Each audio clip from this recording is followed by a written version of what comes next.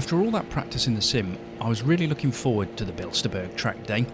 The sim had made me really excited to actually drive here in real life.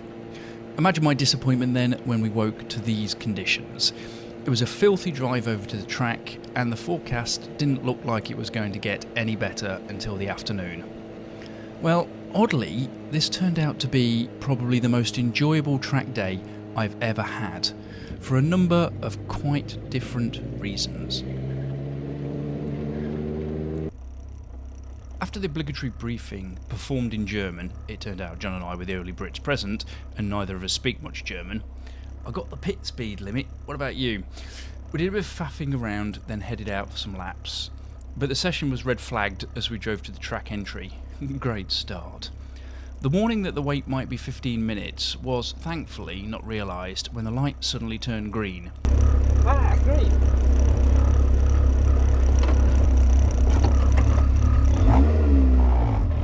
We tiptoed our way out. When a track is in this state, the first thing I like to do is establish how slippery it really is. A mild poke of the throttle, an overzealous brake, or a violent left-right on the steering usually gives me a good picture of what the grip levels are like. Today, the most genteel prod of the loud pedal, way below peak torque, was enough to tell me there was very little grip. But this is where a track day in a Caterham comes into its own. We're not looking to go as fast as possible, we're looking to have fun. And fun is precisely what we had for the whole morning.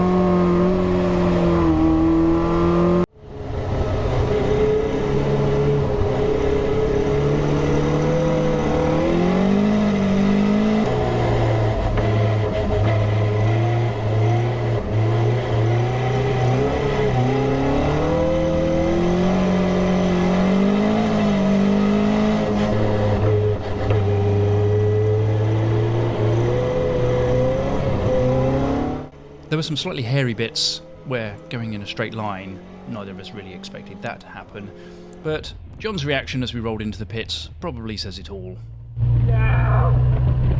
Even by lunchtime there was a noticeable dry line appearing throughout the track, and the final bend was proving considerably grippier than it had in the morning, so we cracked on with getting a bit faster.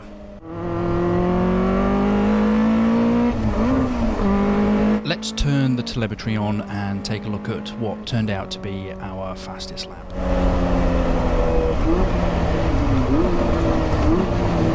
That despite me being unable to resist mucking about on T1.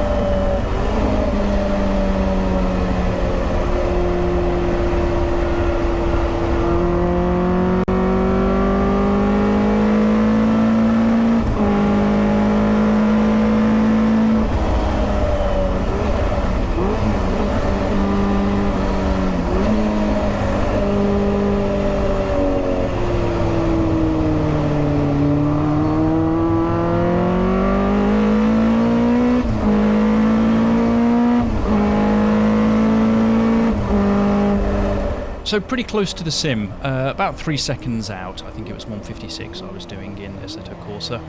However, we were just getting faster and faster, and this unfortunately was one of our last sessions of the day at about 3 p.m.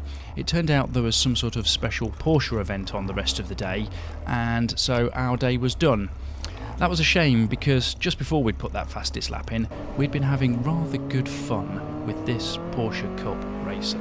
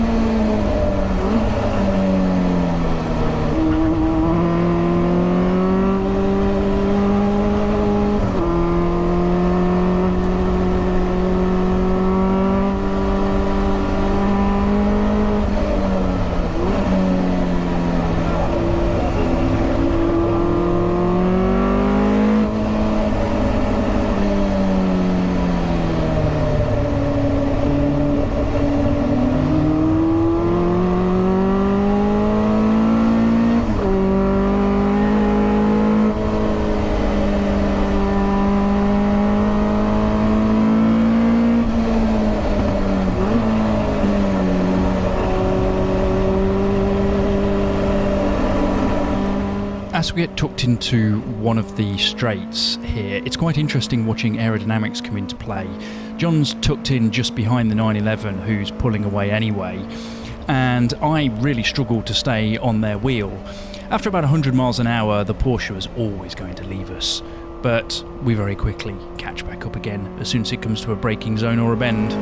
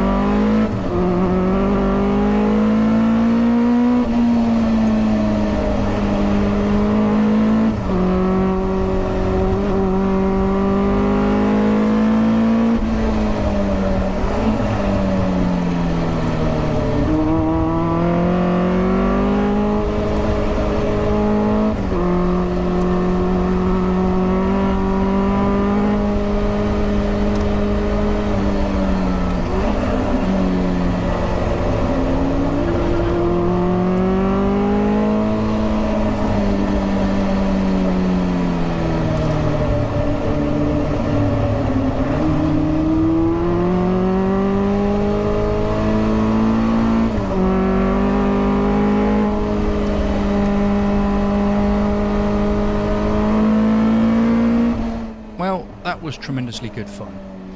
We had to curtail the chasing when John thought that he was running a little bit low on fuel and that we should probably go in and top up.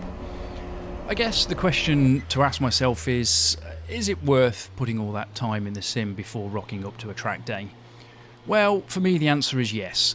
I really enjoy turning up to somewhere that I've never driven before and rolling out of the pits to find that I know the circuit. I can visualise in my head exactly where I'm going, and so I don't have to spend time learning the bends.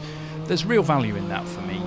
And you can then spend the rest of the day getting faster, iterating on that knowledge, just learning corners better, and really gelling with the car.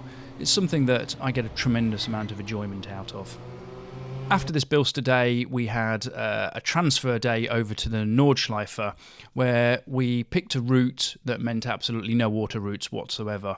We had a beautiful sunny day, and it was a fantastic little mini road trip for 6 or 7 hours. The next video to drop will be of the Nordschleife itself. So until then, bye for now.